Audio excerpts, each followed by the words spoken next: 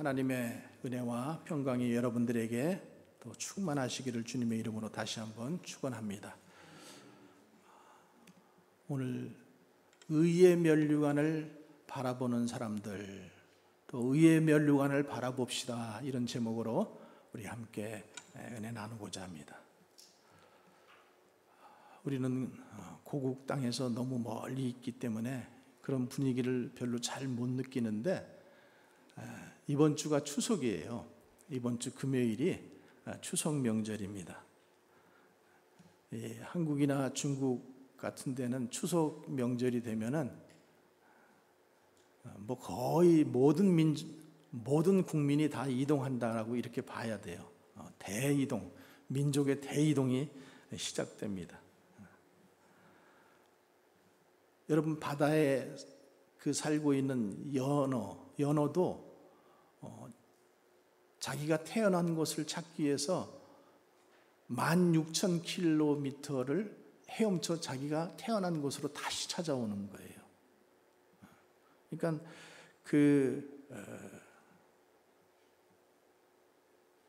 이렇게 동물도 그렇고 사람도 그렇고 우리들에게는 이 귀소 본능의 어떤 그런 본능이 있는 것 같아요. 그래서 젊었을 때는 돈을 더 많이 벌기 위해서, 또 공부를 더 하기 위해서, 또 성공하기 위해서, 출세하기 위해서 우리가 고향을 떠났지만은 이제 나이가 들고 또 몸이 병이 들거나 이렇게 연약해지면은 우리에게 가장 생각나는 곳이 어디냐면 고향이에요. 고향. 그래서 고향에 가고 싶고 옛날 사람들을 만나고 싶고, 저도 평생 아침밥을 별로 먹은 적이 없어요. 그냥 저는 빵 한 조각이면 됐어요. 그랬는데 이상하더라고요. 60을 넘기니까 자꾸만 이렇게 한국 음식이 더 이렇게 갈구가 되더라고요. 다 끄떡끄떡 하시는 분들은 다 동일하시겠죠. 아마 그런 것 같아요.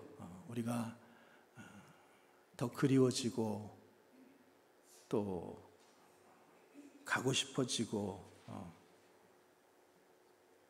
그리고 많은 사람들이 또 소원이 뭔가 하면은 죽어서 고향 땅에 묻히고 싶은 것이, 고국 땅에 묻히고 싶은 것이 소원이에요. 이것은 모든 인간이 다 동일합니다. 그래서 이 귀소 본능이라고 하는 것, 자기가 태어났던 곳으로 다시 돌아가고 싶어하는 그 마음, 욕망이 그 연어에게만 있는 것이 아니라 사람에게도 있다라는 거예요. 또 우리에게는 어떤 본능이 또 있는가 하면은 나그네 본능이 있어요. 나그네. 그래서 사실 인생 전부가 나그네 길 아닙니까? 인생은 나그네 길, 어디서 왔다가 어디로 가는가? 자기가 그렇게 질문하고 구름이 흘러가듯 정처 없이 떠도는 것이 인생이다, 이렇게 그 노래 가사가 얘기를 하는 것처럼 인생은 나그네 길이라는 거죠. 그래서 우리 성경 말씀에서도 그런 말씀이 많이 나오잖아요. 야고보서에서도 보면은 인생은 잠깐 보이다가 없어지는 안개와 같다. 또 시편 말씀에서도 그날은 지나가는 그림자 같다. 정말 그런 것 같아요. 또 시편 102편에서도 보면은 내 날이 기울어지는 그림자 같고, 또 내가 풀에 쇠잔함 같다. 풀을 베어버리고 나면은 그렇게 싱싱하던 풀도 금방 어떻게 돼요? 시들어 버리는 것처럼 그렇게 된다라는 거죠. 그래서 우리의 인생은 언젠가는 반드시 본향으로 돌아가고 싶어 하는 그 마음이 있다라는 거예요. 근데 여러분, 우리 그리스도인들은 돌아갈 곳이 있어요, 없어요? 있어요. 어디죠? 천국이에요. 그렇죠? 그러니까 우리가 이렇게 육신의 고향을 찾는 것처럼 우리의 영혼도 돌아가고 싶어 하는 곳이 있다라는 거예요. 그래서 우리가 죽으면은 우리는 어떻게 얘기해요? 그분이 돌아가셨다 이렇게 얘기를 하잖아요.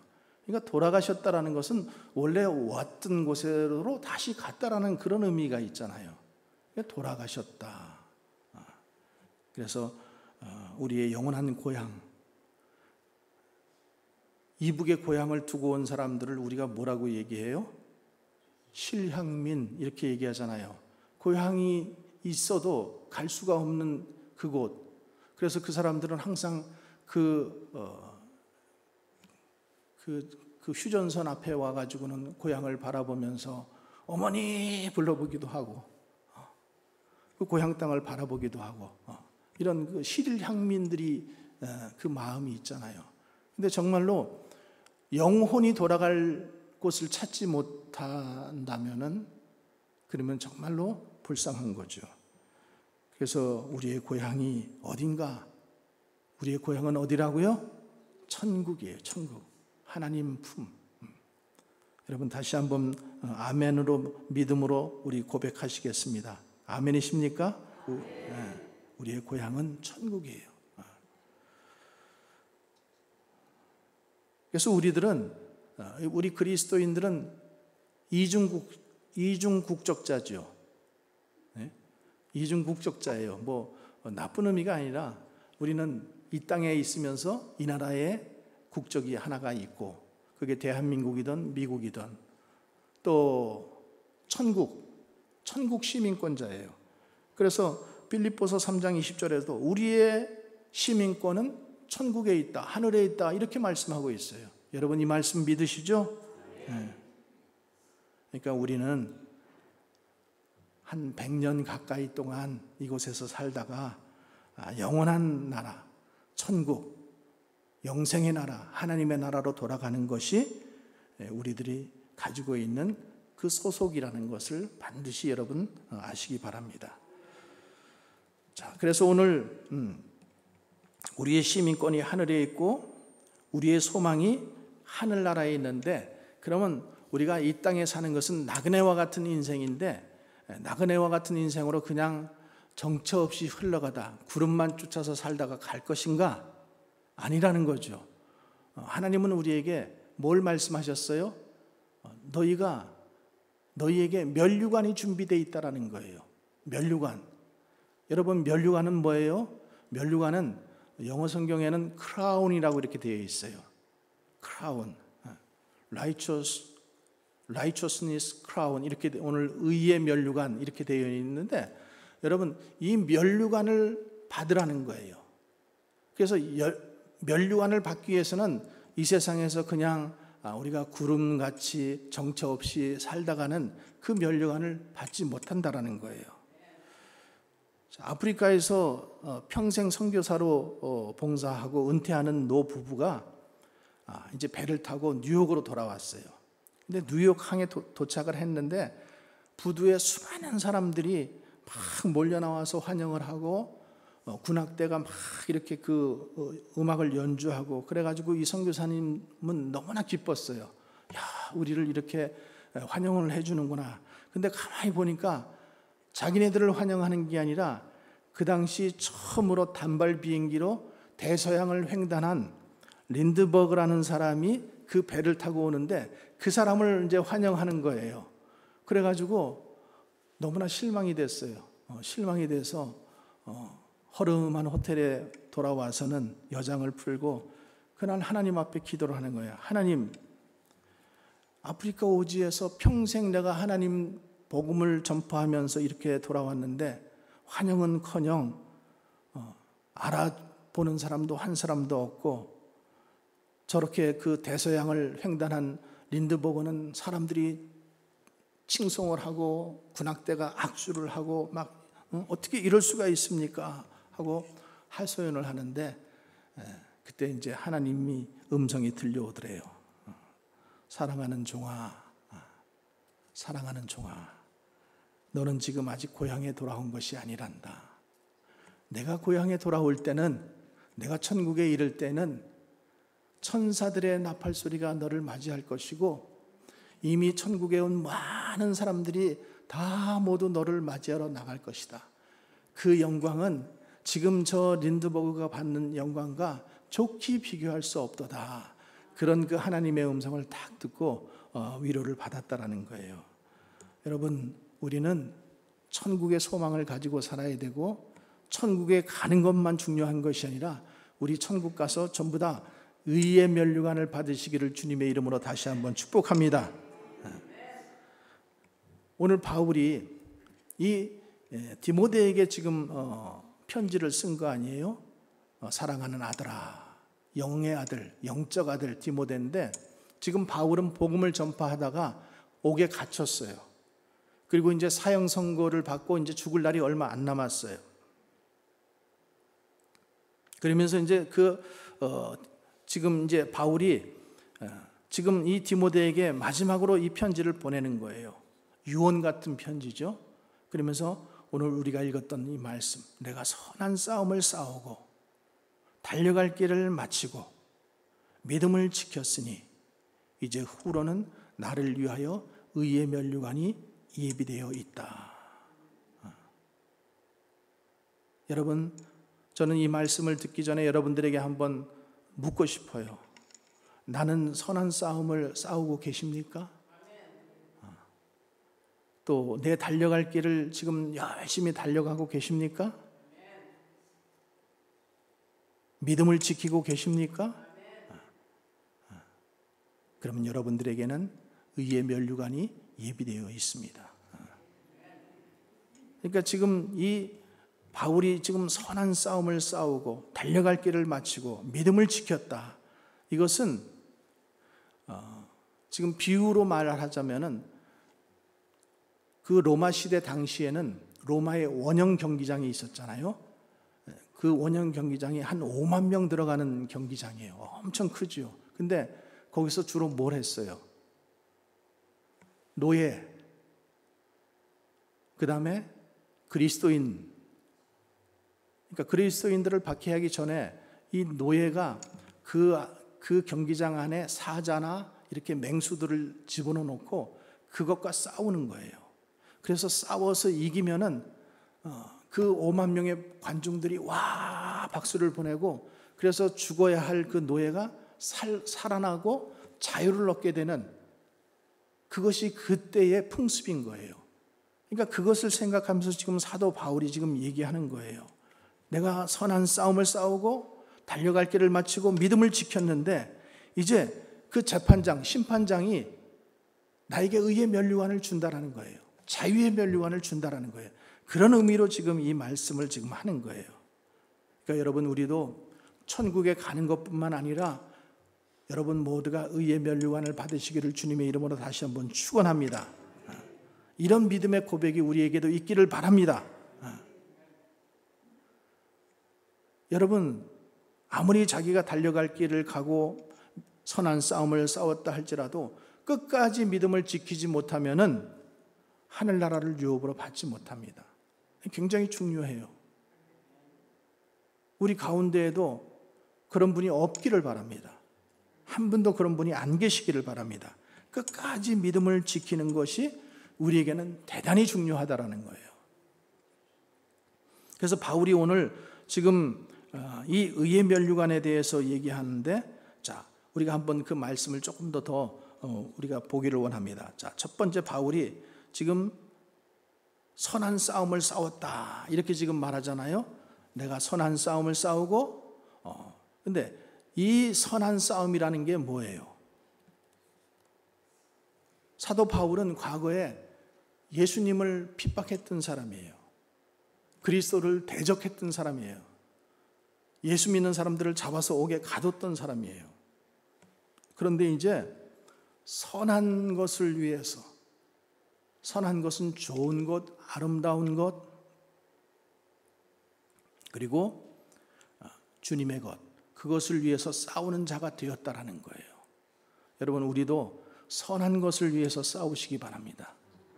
내 이익을 위해서 싸우고, 내 체면을 위해서 싸우고, 내 욕심을 위해서 싸우고, 내 권리를 위해서 싸우는 것이 아니라 선한 것을 위해서 싸우는 여러분들 되시기 바랍니다. 이 선한 싸움을 싸워야 돼요. 그러니까 실은 선한 것과 싸움은 두 단어가 서로 어울리지는 않아요. 그죠? 선한 것을 위해서는 그냥 우리는 가만히 양보하고 있으면 그것이 선한 것이고 그것이 모든 것을 갖다가 이기는 것인 것처럼 들려요. 또 보여요.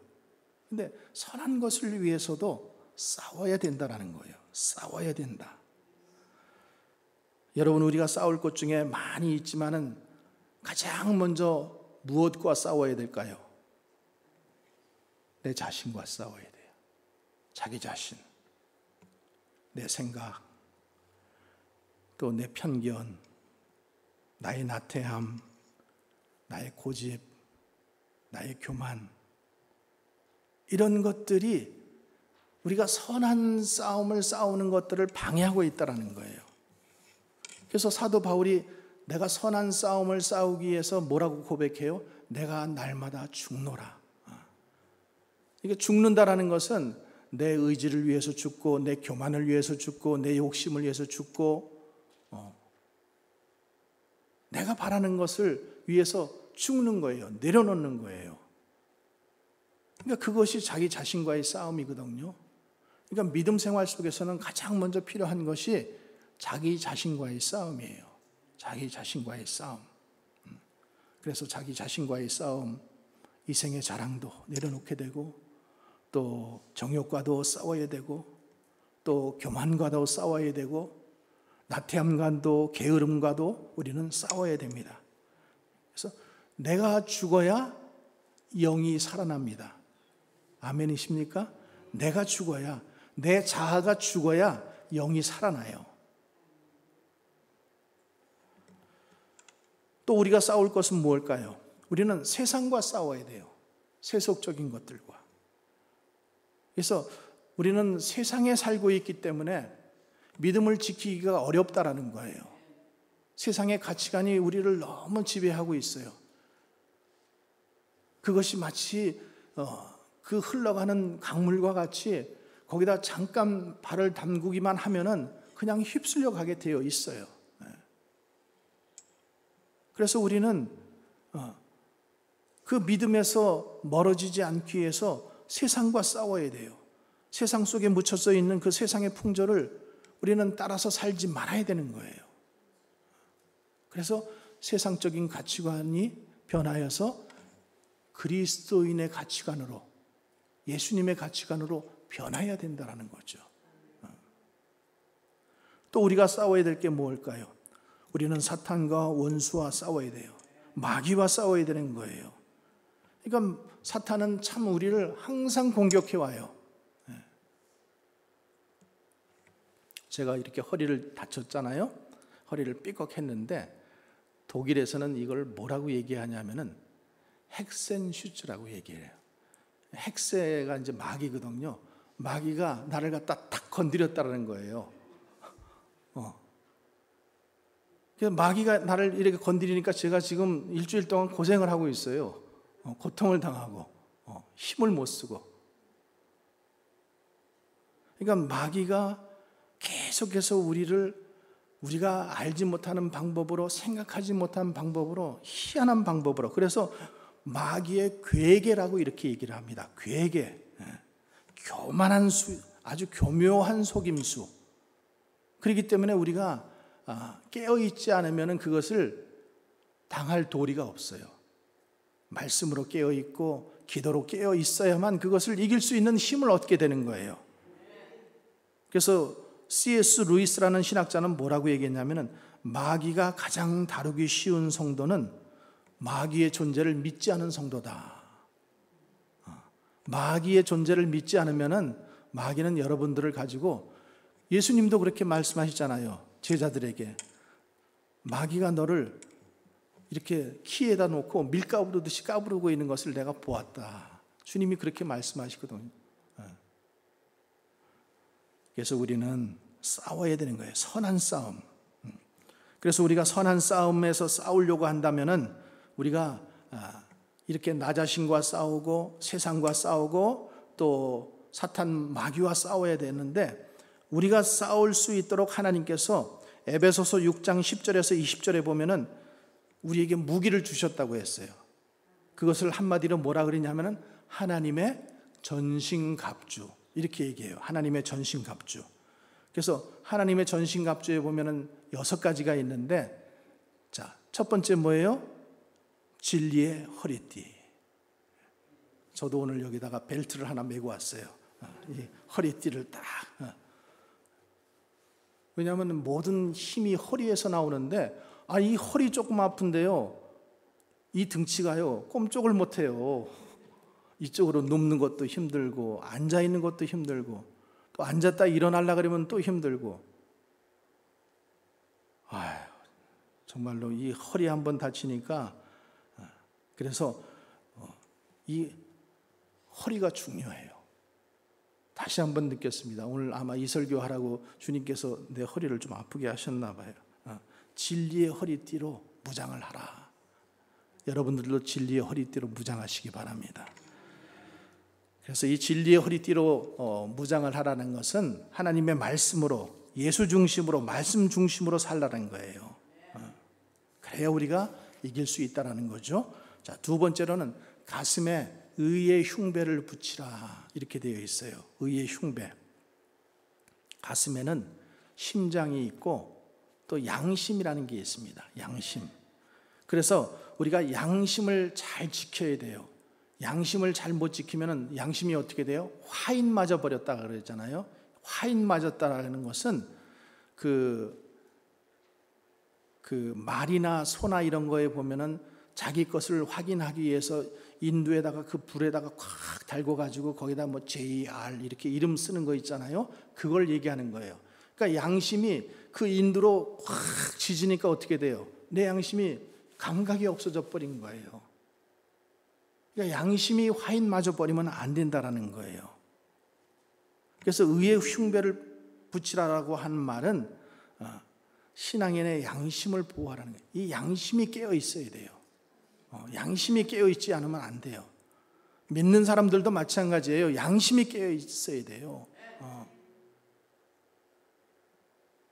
그래서 양심에 가책되는 일이 없도록 하라. 여러분, 양심에 가책되는 일이 없도록 여러분들의 삶을 그렇게 만들어 가시기 바랍니다. 세 번째로는 평안의 복음의 신발을 신어라. 평안의 복음의 신발을 신어라. 여러분, 군인들은 항상 훈련할 때는 무슨 신발을 신어요? 군화를 신잖아요. 그 군화는 단단해요. 그리고 오래 걸어도 망가지거나 뭐 이렇게 헤어지지 않게 되어 있어요. 또 물이나 뭐 진흙탕이나 아무데나 갈 수 있게 그렇게 해놨어요. 그래서 우리가 복음의 신발을 신어야 된다는 거예요. 신발. 그래서 가는 곳마다 말씀을 전하는 사명을 우리가 가지고 살아가야 된다는 거예요. 복음의 신발을 신어라. 우리가 신발을 신고 있는데 군인이라면 군화를 신고 있잖아요. 운동선수는 운동화를 신고 있어요. 그것이 편하니까, 또 그것이 맞는 거니까. 그럼 우리는 어떤 신발을 신어야 돼요? 복음의 신발을 신어야 되는 거예요. 복음의 신발로 무장해야 되는 거예요. 그래서 로마서 10장 15절에도 아름답도다 좋은 소식을 전하는 자들의 발이요, 이렇게 말씀하잖아요. 그 발이 아름답다라는 거예요. 또 그 다음에 네 번째로는 뭐가 있어요? 믿음의 방패. 믿음의 방패로 무장하라. 세상을 이기는 힘은 믿음뿐입니다, 여러분. 방패는 막아주는 거잖아요. 화살을 막아주고 공격을 막아주고. 그래서 요한일서 5장 4절에 대저 하나님께로 난 자마다 세상을 이기느니라. 세상을 이김은 이것이니 우리의 믿음이다. 믿음이 세상을 이길 수 있다는 거예요. 자꾸만 세상에 흔들리는 분들은 내가 믿음이 없구나 이렇게 생각을 하면 돼요.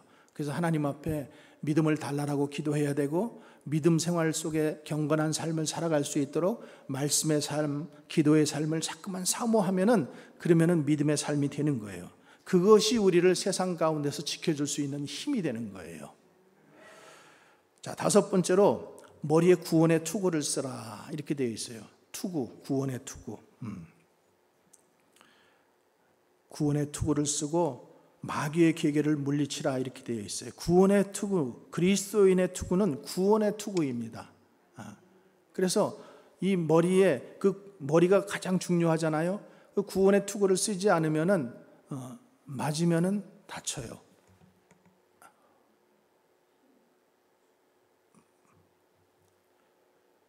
그래서 구원의 투구를 쓰고 죄의 권세를 물리쳐야 됩니다. 마귀의 계계를 물리쳐야 됩니다. 마지막으로 성령의 검으로 무장하라. 성령의 검으로. 말씀의 검 필요하고요. 성령의 검이 필요해요. 성령 충만한 것이 여러분 은혜 충만한 것입니다. 그래서 우리는 성령 충만하기를 위해서 무던히 노력을 해야 돼요. 자, 6가지 주님께서 우리에게 세상을 이길 수 있는 힘, 무기를 주셨어요. 여러분들 이 6가지를 가지고 여러분들이 신앙생활을 성공적으로 해가야 우리가 의의 면류관, 생명의 면류관을 받으신다는 것을 꼭 기억하시기 바랍니다. 자, 두 번째로 달려갈 길을 마쳤다. 달려갈 길이 있습니다.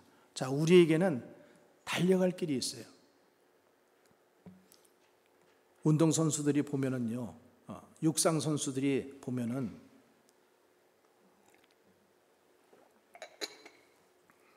자기가 달려갈 트랙이 있죠. 그죠? 다 자기가 달려야 할 트랙이 있어요. 트랙. 거기를 넘으면은 파울이에요. 반칙이 돼서 퇴장해야 돼요. 그러니까 우리에게도 각자 여러분들이 다 달려갈 길이 있다라는 거예요. 여러분 그렇게 믿으십니까? 달려갈 길이 있다라는 것은 가지 말아야 할 길도 있다라는 거죠. 여러분들이 그리스도인으로 달려갈 길이 있고 가지 말아야 할 길이 있어요. 근데 많은 사람들이 가지 말아야 할 길을 가다가 믿음을 놓쳐버려요. 믿음에서 떨어져 버려요. 그래서 달려갈 길 잘 달려가는 것이 중요해요. 그러니까 여러분 우리가 빨리 달리는 것도 중요하지만은 내가 목표를 가지고 정확하게 달려가는 게 중요하죠. 아무데로나 빨리 달려가면 안 되겠죠. 죄의 길로 빨리 달려가면 안 되겠죠. 세상으로 빨리 달려가면 안 되겠죠. 내가 달려갈 길이 있다. 그리고 그 길은 꼭 원칙을 지키면서 가야 할 길이라는 거예요. 정확한 목표가 있는 거예요. 그래서 우리의 목표는 뭐예요? 믿음의 주요 온전케 하시는 예수를 바라보는 것이 우리의 목표입니다.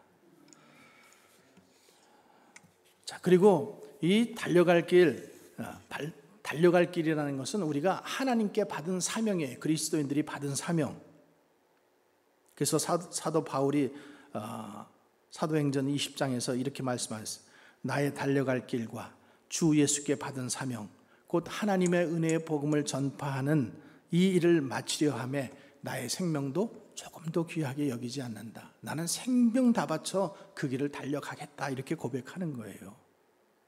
여러분들이 정말로 생명을 바쳐도 아깝지 않은 그 길이 사명의 길인 것을 여러분 믿으시기 바랍니다. 근데 사명의 길에는 사람마다 다 다르잖아요. 짧은 길이 있고 긴 길이 있고, 육상 선수도 장거리 선수가 있고 단거리 선수가 있고 이렇게 있듯이 다 사명이 있다라는 거예요. 그 종착점은 누가 정한다라는 거예요? 하나님께서 정하시는 거예요. 하나님이. 너는 장거리를 뛰어야 돼. 너는 단거리를 뛰어야 돼. 우리 코치 되신 주님이 우리를 너무나 잘 알고 계시니까 그렇게 다 맞게 정하셨다라는 거예요. 그래서 우리는 그 길을 달려가시기를 바랍니다. 그래서 어떤 사람은 또 보면은 사도 바울이 지금 이제 사명만 보고 달려갔잖아요. 근데 지금 이제 하나님의 법대로 지금 다 달려왔잖아요. 우리도 각자에게 달려갈 길이 있다라는 거고 각자가 하나님께 받은 사명이 있다라는 것을 여러분 꼭 기억하세요. 그래서 어떤 사람에게는 또 기도의 사명이 있는 분도 있고 또 섬김의 사명이 있는 분도 있고 봉사의 사명이 있는 것도 있고 근데 우리 모두에게는 무슨 사명이 있는가? 예배와 선교의 사명이 있습니다. 우리에게는 무슨 사명이 있다고요? 예배와 선교의 사명. 이것이 주님께서 우리를 부르신 목적이고 우리를 교회로 하나 되게 하신 목적이 그 안에 있는 거예요. 예배와 선교의 사명. 그러니까 예배 자리에 열심히 나오는 것이 우리의 사명을 달려가는 거예요. 주님께서 우리에게 맡겨주신 선교의 사역을 감당하는 것이 우리의 그 달려갈 길을, 사명의 길을 달려가는 거예요. 그 선교사님 뭐 나하고 상관도 없는데 우리가 왜 선교를 해야 돼? 이렇게 생각하면 안 되는 거예요. 마땅히 우리에게 주신, 우리 모두 그리스도인들에게 주신 것은 예배와 선교의 사명이라는 거죠. 자, 또 성경에 보면은요, 이 달려갈 길을 중도에 포기한 사람들이 있죠. 포기한 사람들 있어요, 없어요? 있어요. 그래서 말씀에 이렇게 돼 있어요. 대만은 세상을 사랑하여 데살로니가로 갔고 그레스게는 갈라디아로, 디도는 달마디아로 갔다. 이 사람들이 세상 밖에 있던 사람들이 아니에요. 함께 믿음 생활 하던 사람들이고 신앙 생활 하던 사람들인데도 그 사람들이 세상을 사랑해서 데살로니가로 가기도 하고 갈라디아로 가기도 하고 달마디아로 간다라는 거예요. 여러분 중에는 달리는 거 포기하고 나의 달려갈 길을 포기하고 세상으로 달려가는 사람이 없기를 바랍니다. 버스 바깥 타시는 분 없기 바랍니다. 자, 두 번째로 믿음을 지켰다라는 거예요. 믿음을 지켰다. 우리가 끝까지 믿음을 지키지 못하면 하늘나라 상급이 없습니다. 믿음을 지키는 게 중요해요. 그래서 주님께서 말씀하시잖아요. 마태복음 24절에 끝까지 견디는 자는 구원을 얻으리라. 끝까지 견뎌야 돼요. 끝까지. 네. 여러분, 믿음은 내가 지키는 게 아니잖아요. 내 자신이 물론 지켜야 되는 게 있어요. 근데 주님이 우리를 지켜주십니다. 근데 그러기 위해서는 우리가 주님을 신뢰하고 주님을 의지해야 돼요. 나의 힘만으로는 안 되잖아요. 내가 내 마음을 지킨다고 해도 안 되는 거예요. 그래서 주님의 도움을 간구하는 거예요. 주님을 의지하고 주님의 도움을 간구하면은 주님이 우리를 지켜주시는 거예요. 그러면 우리는 지켜야 될 게 뭔가? 내 귀를 잘 지켜야 돼요. 귀. 왜냐하면 복음은 들음에서 나기 때문에 잘 들어야 돼요. 들을 거를 들어야지 듣지 말아야 할 것 듣는 것들이 너무나 많아요. 또 우리가 눈 잘 지켜야 되죠. 보지 말아야 할 것들 보지 말아야 돼요. 하나님이 기뻐하시는 것들만 봐야지. 그러니까 다윗이 어느 날 옥상에 올라갔다가 엉뚱한 여자 보고 거기에 그냥 취해가지고 그 여자 결국에 범하게 되잖아요. 그러니까 봐야 될 것만 보는 거예요. 그러니까 우리가 기도할 때 하나님 오늘도 내 눈이 주님의 일들을 보게 해 주시옵소서. 주님의 말들을 듣게 해 주시옵소서. 이렇게 기도하는 것들이 우리에게 필요해요. 또 우리의 입 잘 지켜야 돼요. 입. 그 입으로 저주를 퍼붓고 그 입으로 하나님을 찬양한다라고 하잖아요. 그러니까 우리가 그 입에서 저주도 나오기도 하고 찬양도 나오기도 한다라는 거예요. 그래서 우리가 그 참 말 한마디가 굉장히 중요하잖아요. 우리에게. 하나님은 말씀으로 세상을 창조하셨어요. 하나님의 형상인 우리들은 그래서 말이 중요한 거예요. 말 때문에 시험 들고 말 때문에 상처 입고 말 때문에 믿음 다 잃어버리고 이렇게 되는 거예요. 그래서 그리스도인들은 특별히 말을 조심해서 해야 돼요. 아름다운 말. 자꾸만 어떤 분들 보면은 세상 말들을 교회 안으로 가져 들어와서 재밌게 하려고 하시는 분들이 계셔요. 그거 별로 좋은 거 아니에요. 여기는 믿음의 말들만 필요해요. 세상 말들은 우리가 세상에서 얼마든지 듣잖아요. 충분히 들어요. 근데 여기까지 와서 세상 얘기하고 세상 말하고 그러고 싶으세요? 여기서는 믿음의 말, 믿음의 말. 그래서 잠언에서도 괴후를 내 입에서 버리며 사곡을 내 입술에서 멀리하라. 쓸데없는 말들 하지 말라라는 거죠. 마지막으로 우리의 발을 잘 지켜야 합니다. 갈 때 안 갈 때를 골라서 가야 돼요. 잠언 말씀에도 이렇게 되어 있어요. 내 발에 행할 첩경은 평탄하게 하며 내 모든 길을 든든하게 하라. 그러니까 갈 때를 안 갈 때를 골라서 가야 되지. 믿음의 사람들이 가지 말아야 할 길이 있잖아요. 가지 말아야 할 곳이 있잖아요. 하지 말아야 할 말들이 있고 보지 말아야 할 것들이 있고 듣지 말아야 할 것들이 있다는 것을 생각하면서 먼저 내가 나를 지키고자 하는 가운데 기도하고 이런 것들로부터 지켜주시옵소서 주님께 간구하는 거예요. 그리고 또 한편으로는 주님, 내 혼자서는 할 수 없기 때문에 주님이 도와주시옵소서. 이렇게 하면은 우리가 지켜지는 거예요. 아멘이시죠? 이렇게 해야 지켜지는 거예요. 이 지키는 것은 여기 이렇게 뭐라고 되어 있냐면 도덕적으로 처녀가 정조를 지키는 것과 같다라고 했어요. 그만큼 지키는 거예요. 또 군인들이 성을 지킬 때 그 파수하는 것처럼 그렇게 지키는 것을 우리가 지킨다라는 이 단어를 쓰고 있어요. 여러분, 내 것으로 만들기보다 그 내 것이 된 것을 지키기가 더 힘들죠. 그죠? 힘들어요. 돈 벌기보다 쓰고 간직하기가 더 힘들어요. 권력을 손에 넣는 것보다 그 권력 지키기 더 힘들어요. 운동 경기에서 골을 넣기보다 골 지키기가 더 어렵습니다. 그래서 우리는 슬기로운 다섯 처녀처럼 깨어서 지켜야 돼요. 깨어서 지켜야 된다.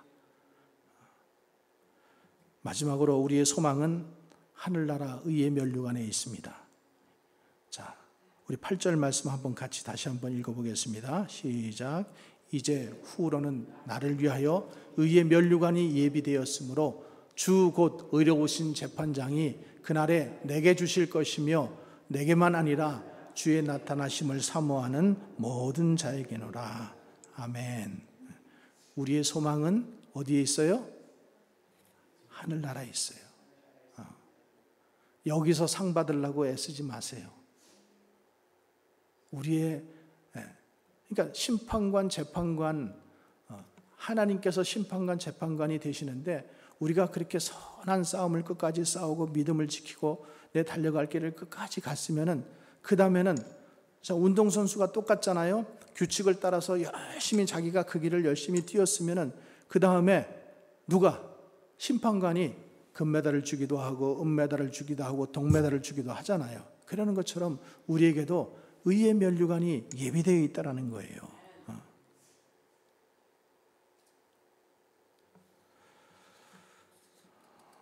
면류관, 성경에는 많은 면류관이 있어요. 의의 면류관도 있고 생명의 면류관도 있고 영광의 면류관도 있고 자랑의 면류관도 있고 썩지 않은 면류관도 있고 12별의 면류관도 있고 금면류관도 있습니다. 그래서 이 모든 면류관은 다 머리에 쓰는 거잖아요. 그렇죠?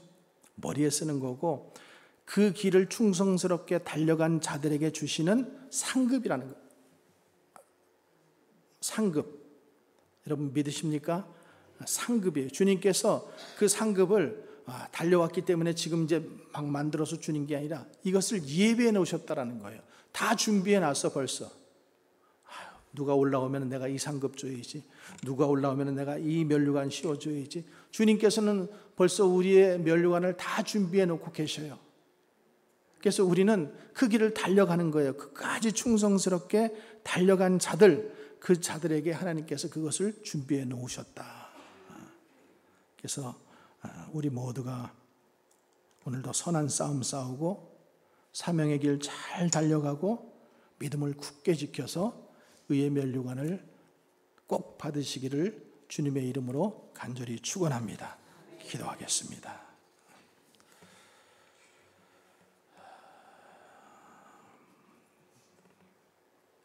하나님 아버지, 오늘도 사도 바울이 그 아들 디모데에게 주신 말씀이 곧 우리들에게 주신 동일한 말씀으로 우리가 알고 믿겠습니다. 주님, 우리가 고향이 그리워지는 것처럼 이제 우리들도 언젠가는 돌아가야 할 본향이 있는데 그 본향으로 돌아가기 전까지 오늘 사도 바울이 우리에게 말씀하신 것처럼 내 믿음을 지키고 선한 싸움을 싸우고 나의 달려갈 길을 잘 달려가서 하나님께서 예비해 놓으신 그 면류관을 다 받는, 상급을 받는 복된 성도들 될 수 있도록 축복하여 주시옵소서. 우리가 그것이 소망으로 우리 가운데 믿음으로 역사하게 하여 주시옵소서. 거룩하신 예수님 이름으로 기도하옵나이다. 아멘.